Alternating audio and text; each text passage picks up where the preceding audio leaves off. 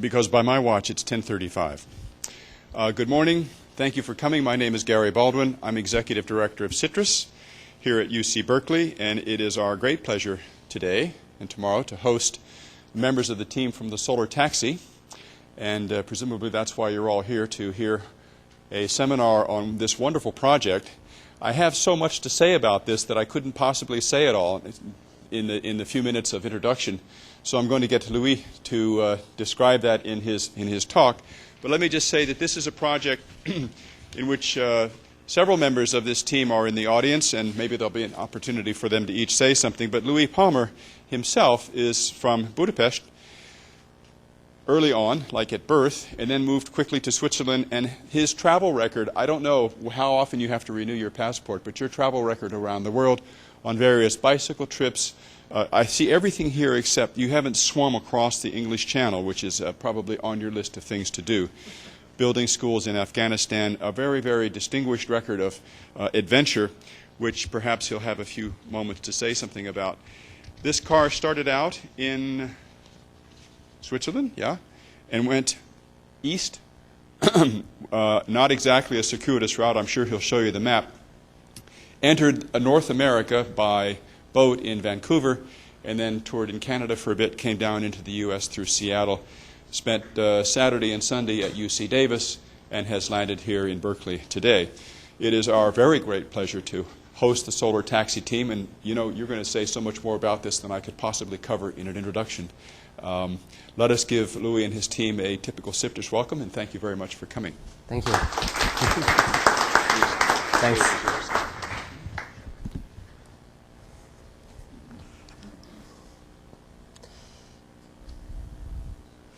Ladies and gentlemen, good morning.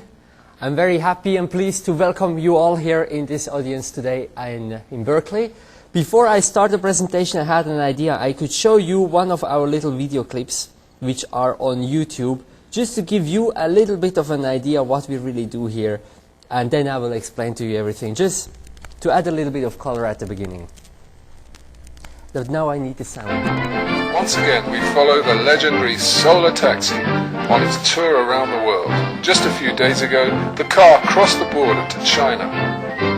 On board, tour director Louis Palmer, Thomas the technician, Frank the electrical engineer, James the tour guide and translator, Gogo the journalist of the trip, Hui Hua our Chinese crew member, and Eric filmmaker. Together this team will make it through this mystic country.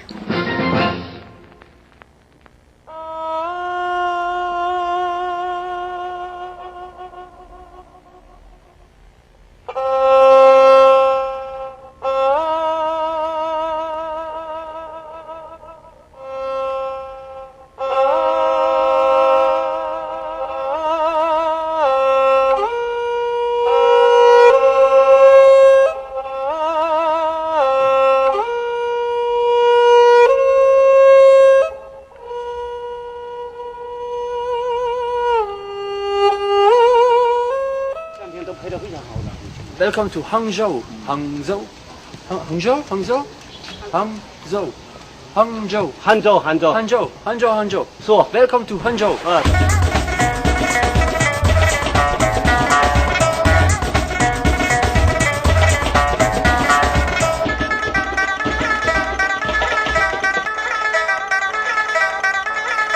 Many people, when they think about China, they always have the same cliches in their mind. But since we are here in China, we see this beautiful, wonderful country, we just realize, hey, the people are so friendly, so open-minded, so helpful. Concerning environmental protection, just look how the Solar Taxi is invited and is welcome all over here in China. We are treated like VIPs or like kings.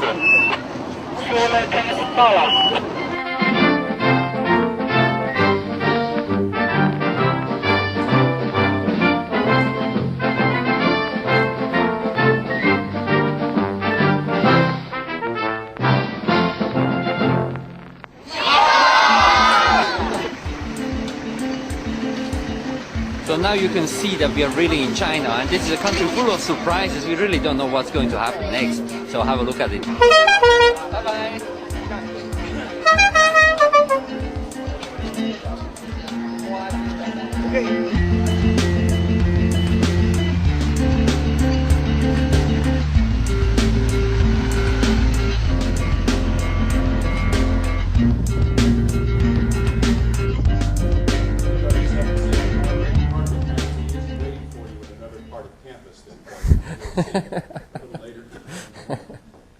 Thank you.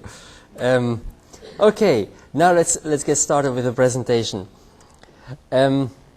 Okay, solar taxi. What's the idea of the solar taxi? This is the first time in history that a solar-powered car is going all the way around the world. So the first time in history a car is going around the world without using not even a single drop of petrol. And I want to ask you, why am I doing this? What's the reason? Many people ask me why you do such a crazy thing. So I'm asking you, what is this? This came to my mind in 1986, the first time. This idea. This here is, what do you think? A drop of oil. It's a very special drop of oil. It's the last drop of oil. It's the last drop of petrol. Exactly. And that's why I'm doing it. In 1982 already, our teacher told us, when I was 11 years old, I was this guy here.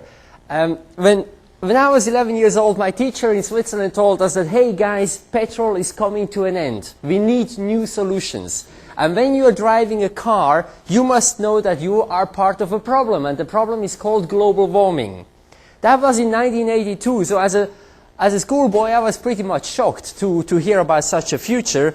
And I decided in 1986 that I want to build a solar-powered car. And with this car, I want to go around the world to show people that I can even drive it around the world. So we can use it in everyday life for going to shopping, go to bring the kids to school, and so on, go to work. But I was also sure in 1986 that in 20 years from now, latest by 2006, I will not have to teach anybody because we will all drive solar-powered cars.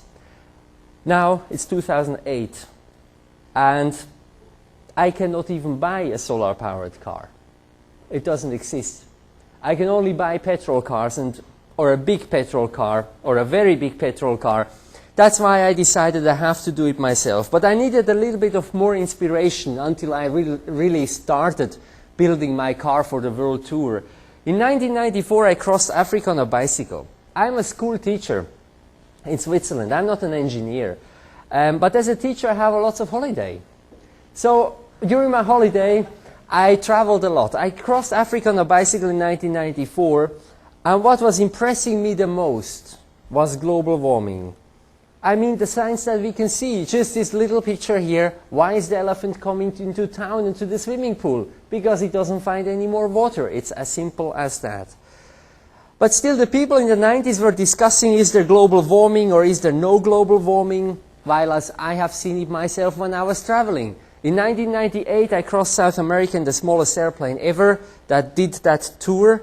And it was a wonderful time. I had a lot of fun. But I could not really enjoy looking at pictures like this. Floods like people had never seen before. 200,000 people lost their homes. Clear signs of global warming. And today we know it. The petrol prices are even going up. And when I talk to the leading scientists of this world about global warming, they're all telling me things that we cannot even imagine today. What is going to change in the future about our planet? The Arctic ice is going to disappear, we all know that. The sea levels are going to rise. The Amazon rainforest is going to disappear because of no more rain. These are the great predictions we have. And 60% of all the species of this planet will not be able to adapt to these fast and rapid changes. But I have good news too. Global warming can still be stopped if we all contribute to this problem and we all think about what can we do. So I decided what can I do, and I came back to my childhood dream 4 years ago. I decided, okay, I have to do something. And I'm not just the kind of guy who's going back after these journeys and goes on with the rest of the life. No, I thought I want to do this. The first vehicle to circle the globe powered only by solar energy. I cannot change the world. I cannot go into mass production with these cars, but I can at least show to the people on a world tour what is possible, that we have this technology. There's no lack of technology in these days. There's a lack of education, and people don't know enough about this technology and about other possibilities we have in life.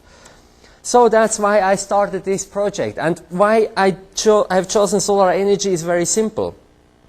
People told me you could go with a biodiesel car or biogas or hybrid car or whatever, but I just want to explain to you why I have chosen a solar car.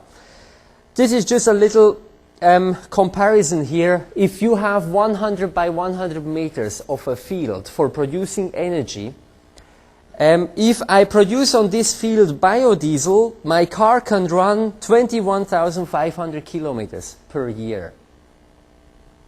If I produce biogas on the same area, my car can run 67,000 kilometers, already 3 times more. But if I have the same area covered with solar cells, my car can run 3.2 million kilometers a year. And that's why I'm in favor of this technology. We have enough rooftops in this world to cover them all with solar cells. And this is the only car of which I know which is absolutely zero emission. And that's what I want. A zero pollution car, and not something that is just cutting the emission by 20%. That is not enough. So I decided to make this electric car, put a solar trailer on it, because solar energy is free and is not polluting the air at all. Now many people say, hey Louis, you're a little bit crazy, because is this now the car of the future? With this trailer, you're creating a traffic jam. I say, yes, you're right. This is maybe not the car of the future as it is here. These solar panels are too big and too long. They belong on the top of my house, here, on the rooftop. If I have the solar cells here on my rooftop, I can charge the battery of the car. The battery is the key element of the car. That's the heart of the car, and the batteries are making big progress in these days. So I can charge up the battery of the car and drive, like for example my solar taxi, I can drive it 200 miles at night just with the battery. And if I have too much energy, I can even feed it into the grid and get incentives and money for this electricity. This system works in 30 countries of this world. In the United States, as far as I know, it still doesn't work. You still do not get real incentives. You get a little bit of money, but that is not enough. So that's what I'm telling you. Solar car is 100% less emission, and if I have 10 square meters of solar cells on the roof of my house, this is producing free electricity for 15,000 kilometers a year. Imagine, if you once have the 10 square meters of solar cells on your house, you don't have to go to the petrol station for the next 20 years. You save that money. And silicon that I use for the production of solar cells is the most available element in the world. That's why I love the solar energy. This is the energy of the future. But now the problem is, how should I build a car? Let's go to this chapter. Because the problem is, yeah, I'm a school teacher. I don't know how to build a car. And the other problem was, when I started this project 4 years ago, I had absolutely zero on my bank account. And I thought that's a very good start. I don't know how to build a car. I don't have any money for that. So let's see what help I can get. I started the whole concept as a teacher. I was teaching during the day, but every evening I spent 2 hours in this project. That was an experiment, nothing else. Will I be able to make a world tour out of nothing with a solar car or not? The first thing I've done, I threw my television out of my window. Because 2 hours a day, that's what an average Swiss is spending in front of TV. And I just thought, instead of spending 2 hours in front of television, I want to do something for 2 hours. And let's see what happens. So one of the first telephone calls I made was down to southern Switzerland to the Zebra battery manufacturer. The most important thing for a solar car, for an electric car, is a battery. So I need probably the best battery in the world. And this battery consists of sodium, nickel and ceramics, no acid, no hazardous elements in it. It's 100% recyclable. I can drive 200 miles with one charge, and the lifespan is between 100,000 to 200,000 miles of this battery. And I ring up those guys and I said, hey, can I visit you? So they invited me. I discussed the whole issue. I told them, I want to be your partner. Give me 2 batteries. I don't know how to build a car. I don't have any money right now, but give me 2 batteries. I will test it for you. And imagine they said, yes, we will give you a battery, but only if you allow us to give you a second battery as a spare one. So I got 2 batteries, worth $30,000 US, and I walked out of the factory with 2 batteries, and that was the start. The next thing I had to do is go to 4 Swiss universities and ask them for help. And those professors, they told me, yes, we will give you students. We're happy to develop your car, but you have to know this is students' work.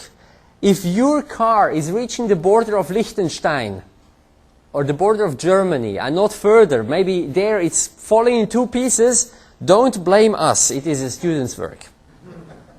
So I had to accept it. At least it didn't cost me anything. So these were the first plans. After 1 year I got them in March 2005. And then I had to go and visit many Swiss companies, and I asked them if they can support me. And for example, the Schindler company, you know Schindler elevators? They are built in Switzerland, in my hometown. And I asked them, and they were very helpful, and they said, yes, we can do it. So they started building the car.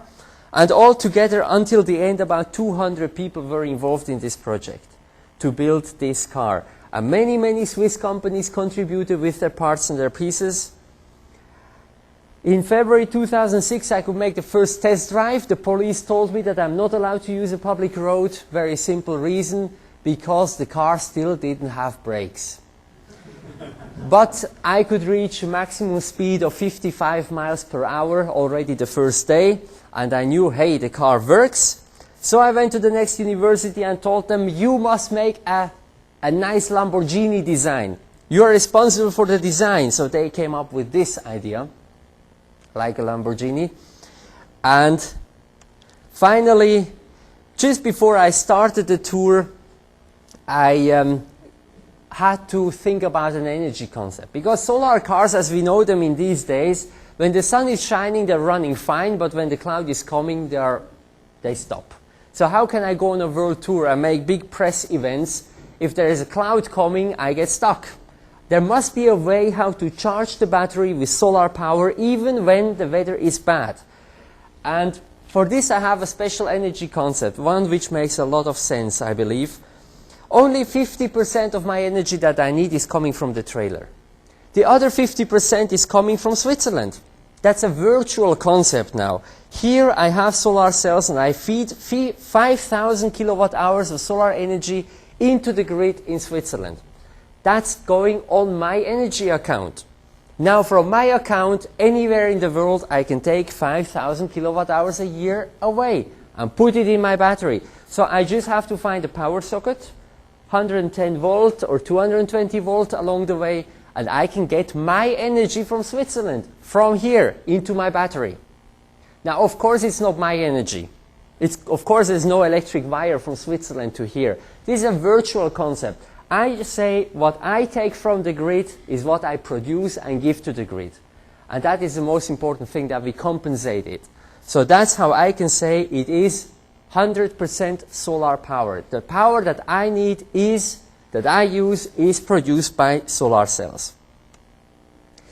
Then just before starting, I needed a sponsor, and that was Q-Cells.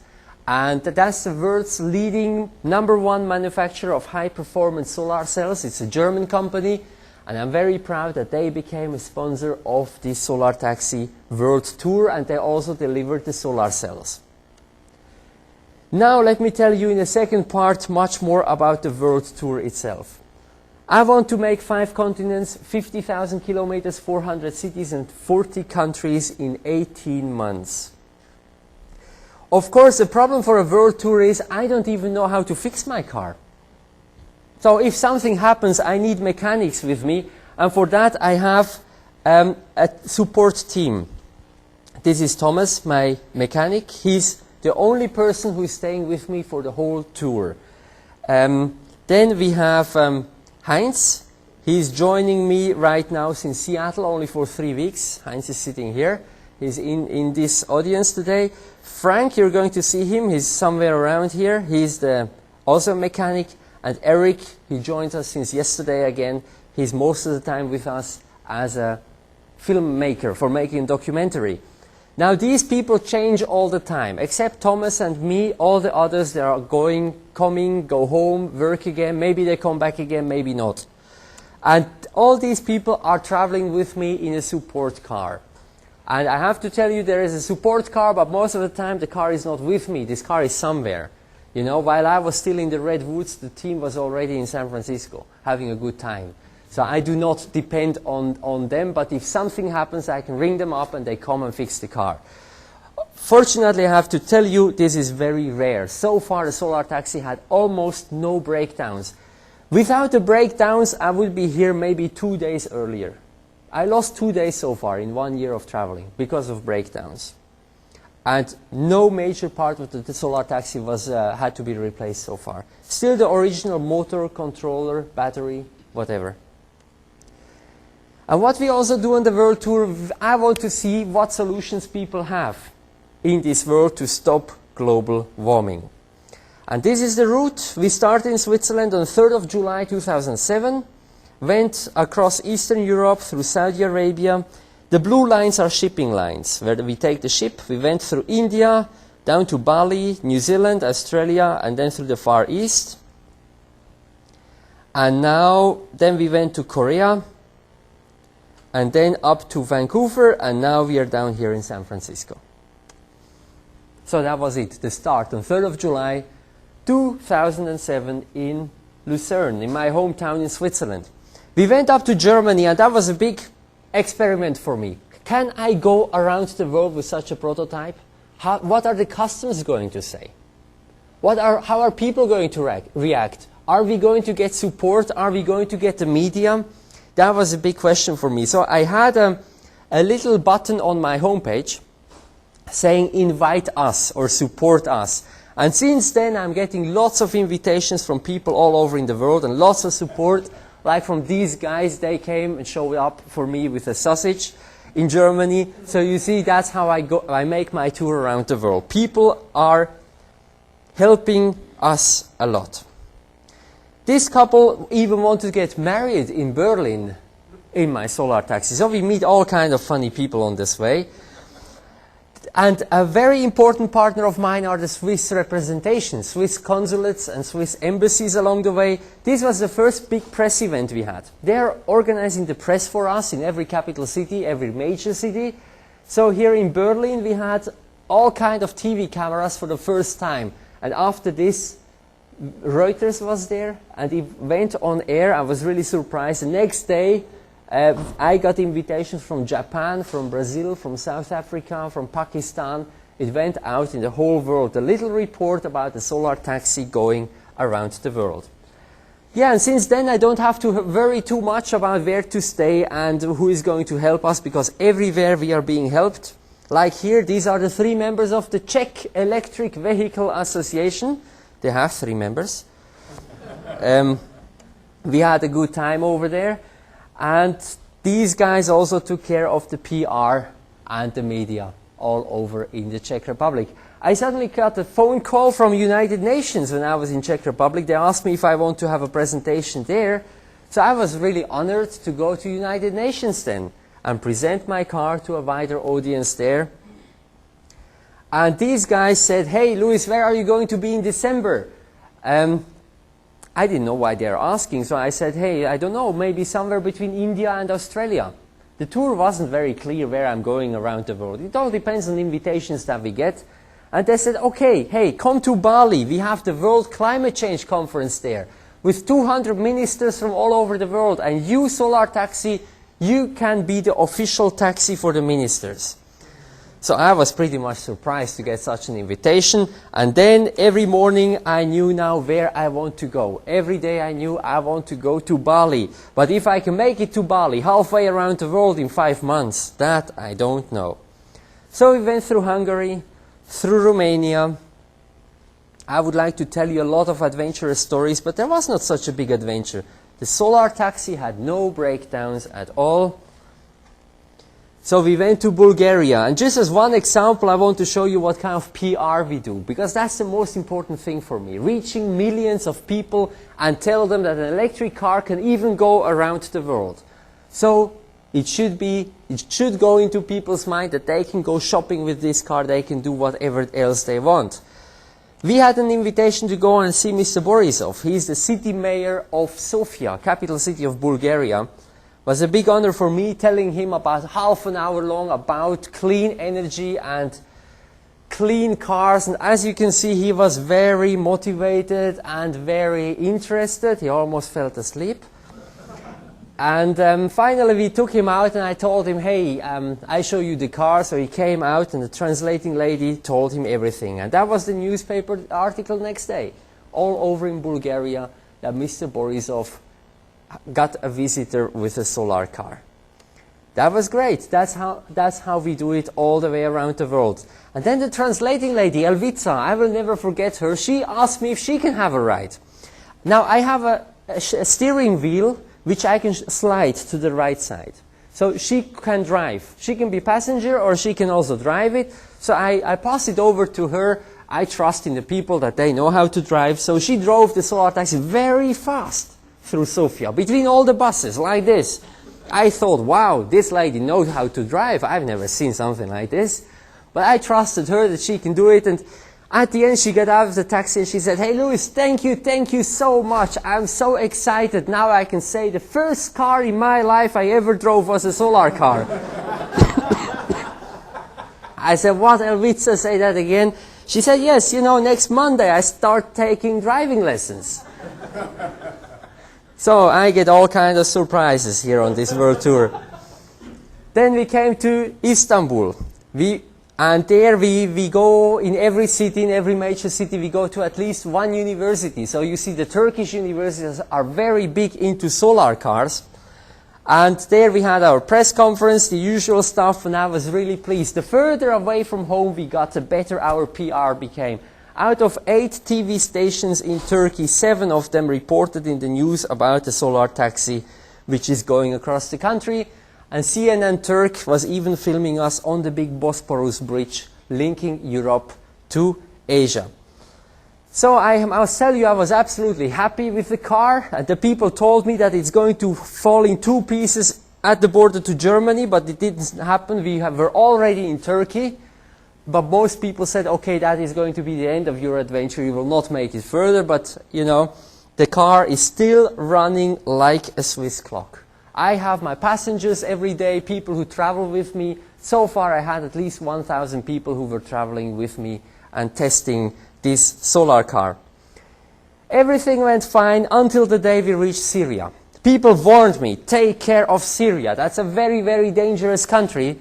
And so I entered Syria, and for the first 3 miles, I didn't even see a single car.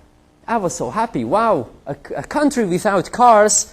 But then the first car came from behind. It was a petrol taxi. And that taxi, I don't know what that guy was doing when he saw my solar taxi. He lost control or what. He crashed, pang, into my trailer, and pang, welcome to Syria. That was our first accident.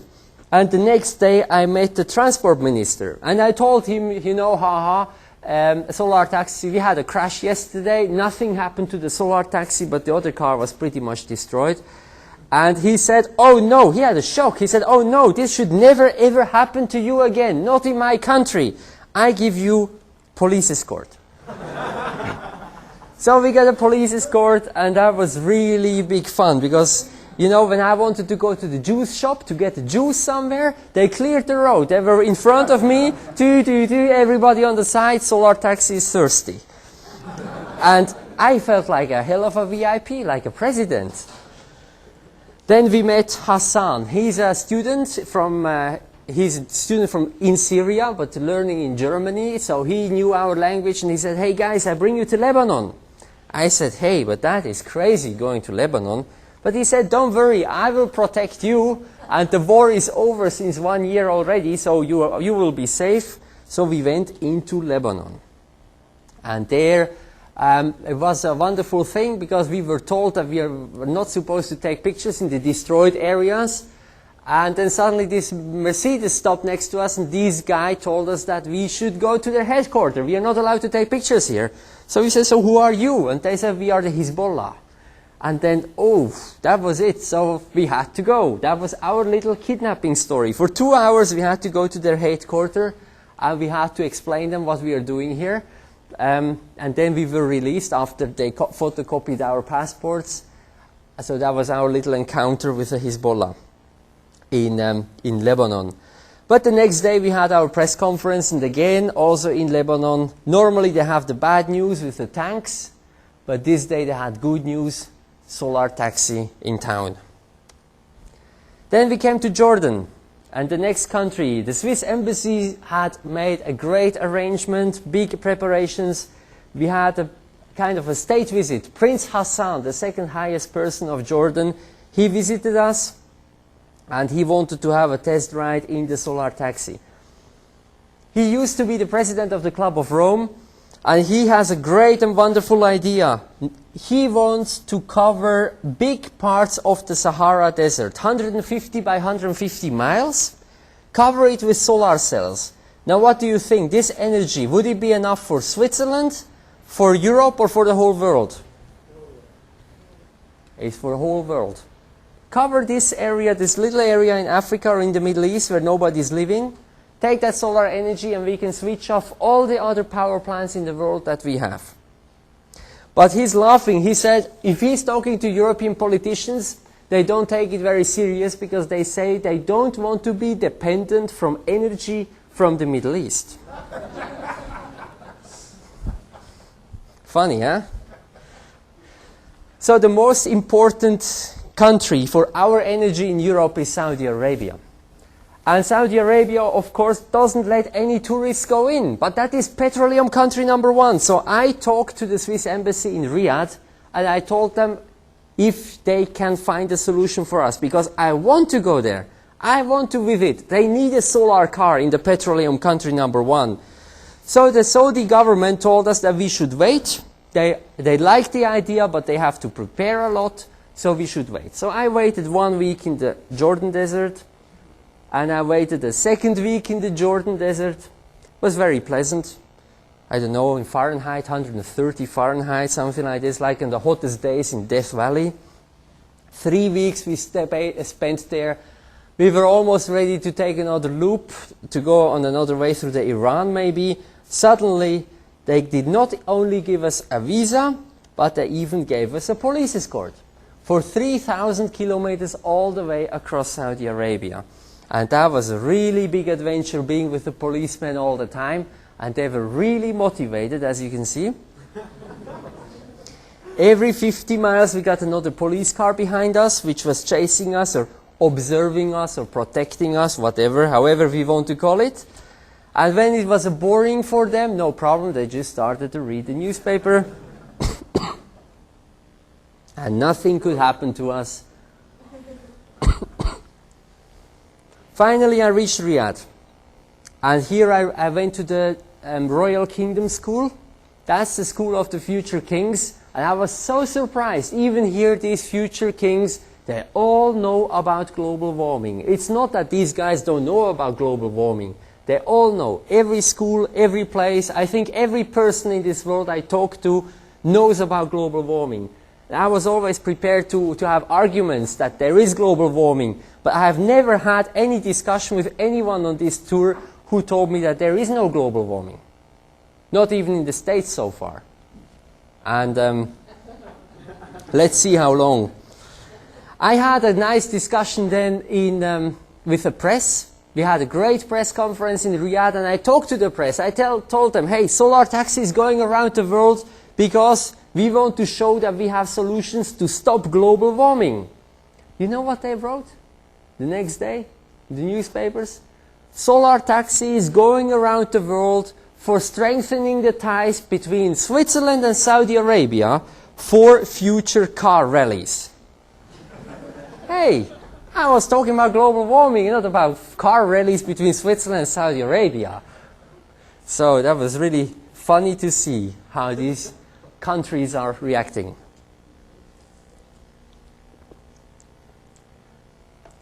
Then we came to Dubai, like really dirty guys, but it was fantastic. We got an invitation from Hilton Hotel.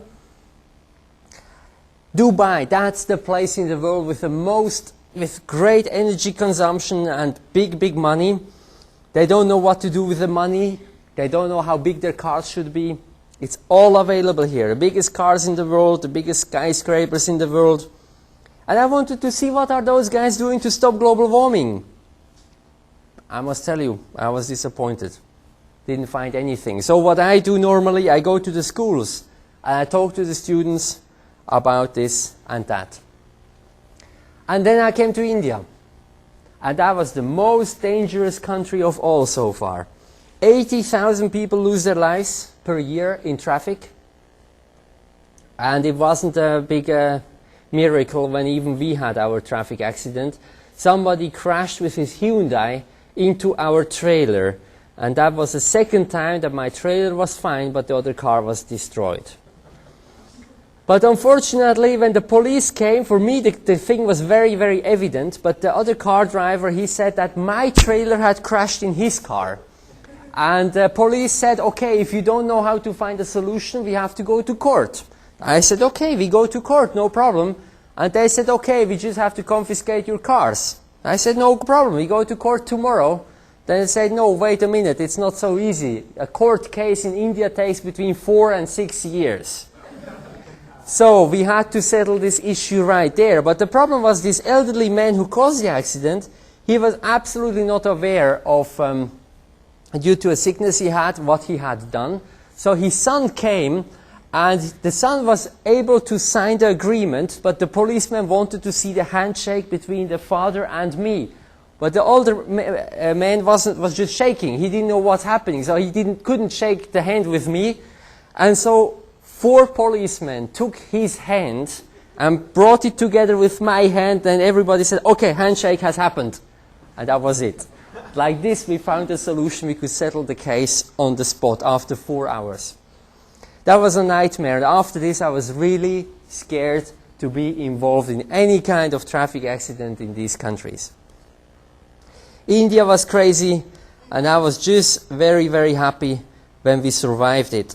This is a Swiss president. She was on a state visit in Delhi, and the same day we met Dr. Pachauri, head of the IPCC. He received the Peace Nobel Prize just a few months later. Here, since India, we have Eric with us. He's a big plus for our tour now, or how should I say? It's good that he's with us. He's taking care of the documentary. So, I reached Calcutta, and believe it or not, I shipped the car over to Bali, to the World Climate Change Conference, and there I can just tell you the car arrived with a delay of exactly 1 day. Instead of 10 days, we only stayed 9 days, but actually we were there on time. Unbelievable. Like a Swiss clock, we had done it. And there we were in the middle of the focus of the world media again. All over in the world, they were showing about the solar taxi, which is on the way to stop global warming. Germany, Brazil, Indonesia, BBC, CNN, everybody reported. That was unbelievable for me to see that the whole world knows now about this solar taxi. This is opposition leader of Canada. We met many politicians as well. Peter Garrett, Environmental Minister of Australia. He used to be the lead singer of Midnight Oil. And this one, Bianca Jagger, she has never driven a car before. That was the first time someone gave her driving lessons. And Michael Bloomberg, City Mayor of New York. Then I got an invitation. We had to go on from Bali down to New Zealand by Rainbow Warrior from Greenpeace. The captain was very delighted to meet us, and he said, hey guys, I have a space in my boat if you want to come to New Zealand. So I had this invitation, and we ended up in New Zealand instead of Australia first. But the problem was for 4 weeks I was sick. It was really painful. I had three hands in this time to calm me down. Didn't help a lot. That was a nightmare and took all my energy. that I had, but finally after 4 weeks I was still alive and we got to New Zealand. The problem is New Zealand is a wonderful island, very beautiful, but problem is almost nobody living there. So the only people who invited us were these guys here, the people from Otago University in Dunedin. They are working on their own electric car, and they just changed their mind and changed the project. They said, hey Louis, we want to build a solar taxi. We make a solar taxi 2 for your next world tour. Now I didn't know about my next world tour until then. But they are now producing a solar electric motorbike kind of 3-wheeler for a next world tour. And not only them, many other universities have now started to do a similar cars, so that in 1.5 years from now I should be able to start again for a world tour with a convoy of cars from all over the world. Then I came to Australia. Australia was very nice, very beautiful place.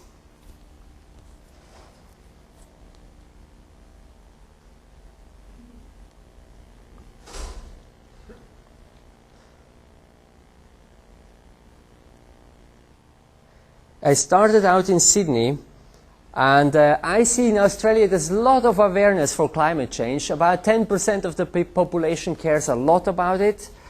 The biggest problem for me was not the people. The people gave me a lot of support. I got everything that I wanted. We really had no problem. People are even so much aware they say, don't drink any more milk because that is causing global warming.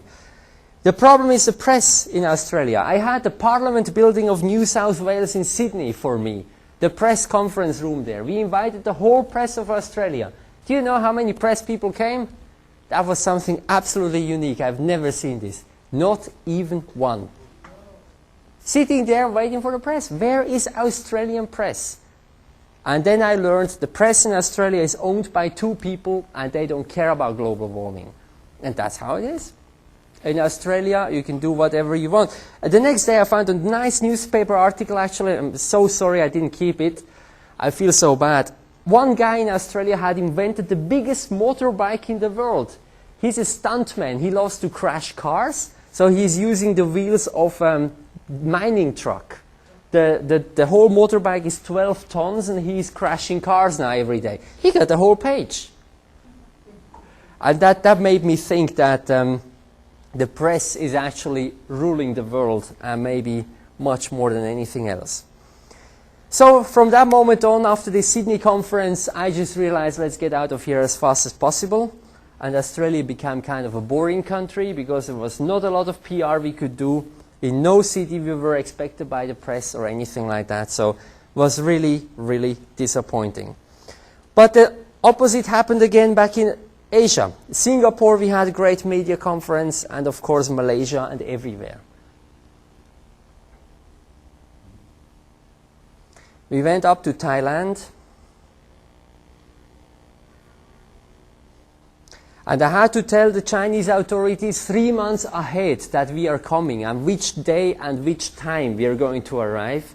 So I had to hurry up. I had to drive really fast across Southeast Asia in order to make it to China, because they are very strict. If you arrive there too late, you cannot enter. So in Bangkok I got a police escort again, and we had the biggest shopping center of Thailand backing us, and we made great conferences and everything. So people all over in Thailand knew about us. The biggest university of the country that had a student many, many years ago, today this student is the energy minister of Thailand. She drove around with me, and so we made it again on the front pages of the newspapers.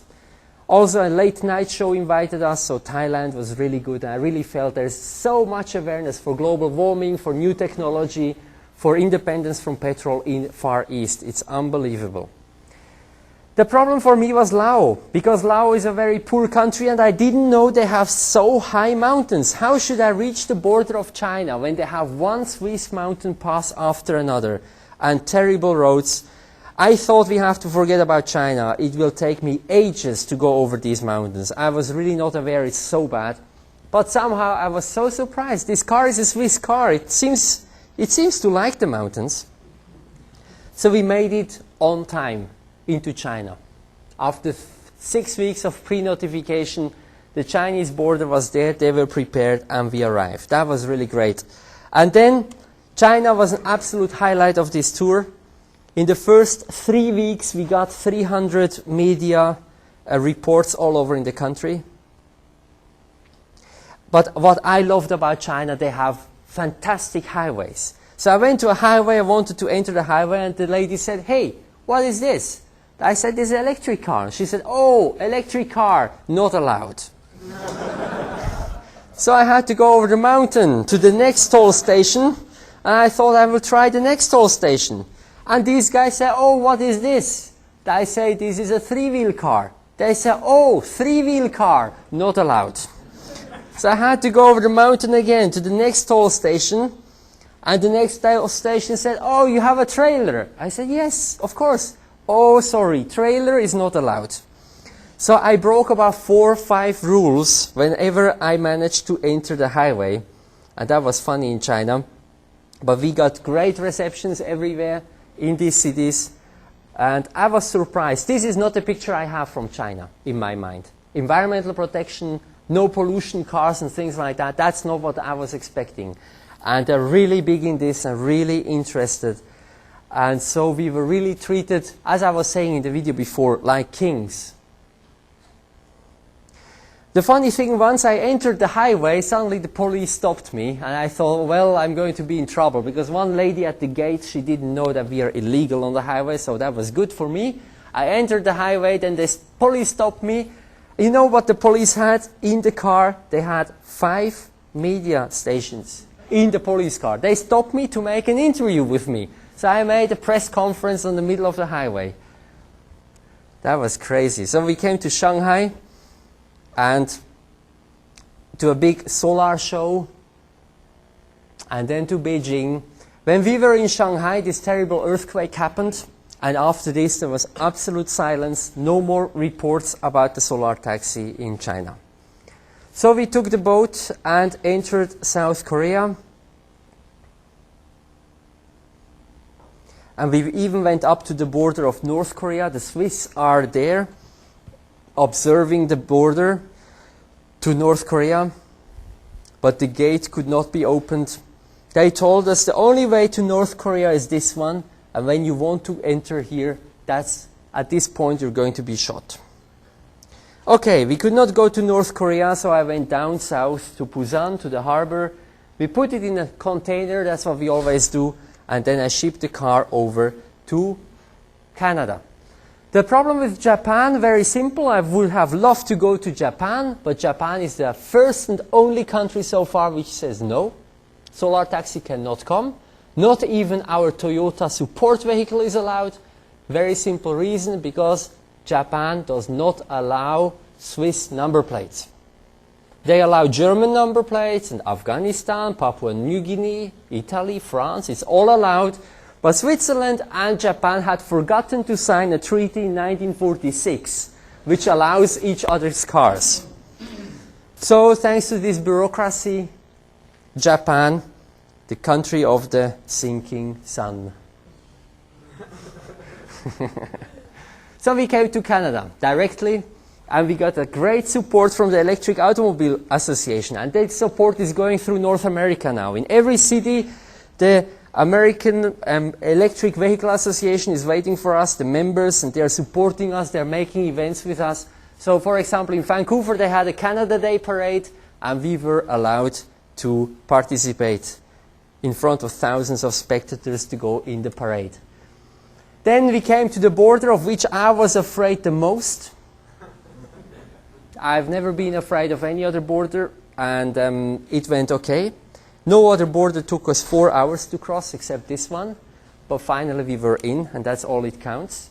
So now I'm in the United States, and I want to know what is the United States doing to stop global warming, and how are people reacting about such a little car. In Europe we know that the Americans like the big cars, and the small car can cause some conflicts. So far we didn't have any conflicts on the road, but I will see what is really going to happen. It's really interesting and it's beautiful. That's so far, just to show you some pictures. Going to Sacramento, we were greeted and received by Eugene Dunlap. He's here today as well from the Electric Vehicle Association. We got great support there. And now we are continuing from here down to San Diego, over to Chicago, New York, Montreal. We'll take the boat, go down to Morocco, and drive it all the way up to Poland. In December, there's the next climate change conference. We are invited to be the taxi again for the ministers. And just before Christmas, 2 days before Christmas, if everything goes well, we should be back home in Switzerland after 1.5 years and 50,000 kilometers across 40 countries. If you want to know more about Solar Taxi, I invite you to visit solartaxi.com. And I want to say thank you very much for everybody who made it come true that we could come here. To Mr. Baldwin, thank you very much.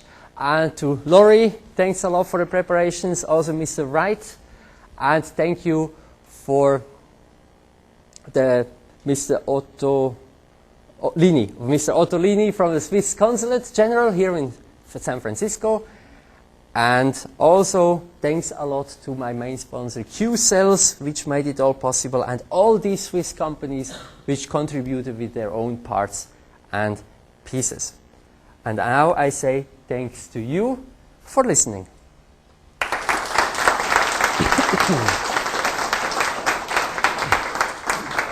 Wow, what a great story. It almost makes me want to stop what I'm doing and join you, but I'm afraid I'm just too old. I couldn't do it. Never. What a wonderful story, and congratulations on the trip so far. I'm sure that Louis would be willing to take a few questions. There will be a demonstration, not the kind that normally takes place at Berkeley, but a demonstration of the solar taxi outside. We have a raffle that we're doing. If you have a raffle ticket, we're going to draw 2 tickets and we'll get 2 rides. But let's take some questions first, because there may be questions. Does someone have a question? We can hand you the mic. Let's start right here. Why isn't your solar panel currently plugged in? Because we take energy also from the grid. Yep. Which is solar energy. We always say this is solar energy. The energy we feed into the grid from our solar installation in Switzerland, that's what we take out along the way. Another question back here. Good. How's the media reception been in the United States, in your opinion, so far? Like, or not just media, but also community and people's reception? Great. Absolutely great. I'm absolutely happy. We had the car on display in Davis, and Eugene had organized some media, some television stations, and 4 of them showed up, including ABC, CBS, and so on. And that little show from Davis was already on air here in San Francisco. And yesterday I even got an email from the Swiss General that you saw here, and he informed me that he has seen us yesterday in Korea on CNN. So that is absolutely maximum that I can imagine so far about media. I was very much concerned United States could be our second Australia, but it's not. There were plans to participate in the San Francisco Solar Fair tomorrow, I understand, but somehow that's not quite coming together. But I hope that wasn't a United States fault. So we have a question here, please. Right. You mentioned the support that you got from your various sponsors in providing parts and service for the vehicle. Do you have an idea of how much those parts would cost to somebody who wanted to build their own car? Yeah, look, I can tell you, I will just tell you some prices. The motor controller, you get one between $2,000 and $5,000. A battery for this car, see between $20,000 and $30,000. The motor, look at $2,000, and aluminium, look at about $2,000 to $3,000. A body you can make for $2,000 to $10,000, and so it comes out to, if you want to make it yourself, this car, hard to say. Some people, I'm sure, can manage to make it for $20,000, and for others, $200,000 is not even enough. So.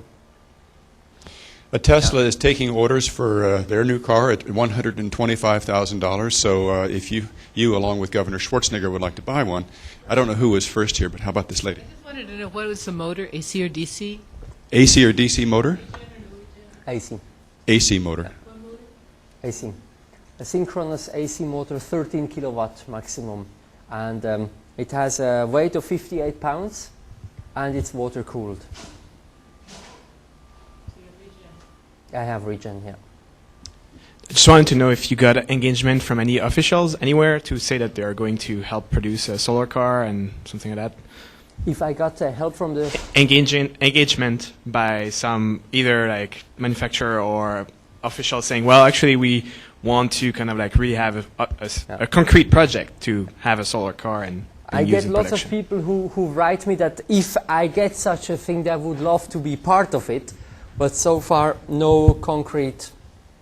Only that university, the one university that's going to build. Yeah, but we don't talk about mass production there. We talk about prototypes. There are 7 universities now which are participating in the next event of mine. That's great, but if we talk about mass production, so far, no. Well, as we know, instead of developing a solar taxi, the Chinese government have great plan for the hydrogen power car. So I guess the main reason for this is the bad condition in most part of China. So do you have any solutions to this problem? You mean they are putting into hydrogen cars because the roads are bad in China? No. The bad weather condition Okay, for bad most weather, most part of China. But you know, on the other side, China is the #1 leading country in the world for production of renewable energies. There are cities we have seen where 50,000 people are working in solar thermal heating companies, or in wind turbine installations and things like that. So China is really big in solar. It's #1 fan manufacturer for solar cells as a country, and a lot is being exported. But what the solar thermal heating is concerned, solar heating for warm water in buildings, that's #1 country we have seen. I've never seen any other country on this tour with so many installations for solar warm water heating than China. So I think solar cars could also run there. Or electric cars at least. Yeah. Take one more question here, Steve. You want What is the peak power production capacity of your current photovoltaic array, and what is your typical average, and what is your battery storage power capacity? Okay, the battery storage capacity is 28 kilowatt hours, and the peak production is around 800 watt. So you can see it takes me several days to charge the battery with this here. That's why about half of the energy is coming from the solar cells, and the other half we get it from the grid. And so we are independent from bad weather. Yeah. Louis, thank you very much for a very inspirational talk. Everyone, thank you for coming. Thank you. We have if everyone who wants one has a raffle ticket and would like to take a ride, I think Louis has at least 2 rides available, more if you want, but let's just start with 2.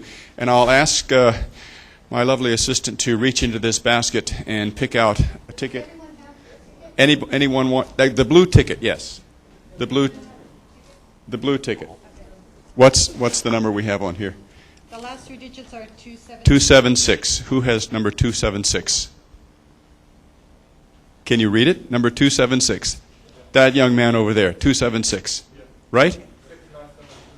That's correct. So you get a ride. Congratulations, and we'll just choose one more. We invite everyone to go back outside and have a look at the car. It's going to take a little bit of effort to get it off that deck. 307. Who has number? Oh, this is the lucky row over here. This was not set up. Great. Thank you all very much. Thanks for coming. Great. Bravo. Really nice. Thank you.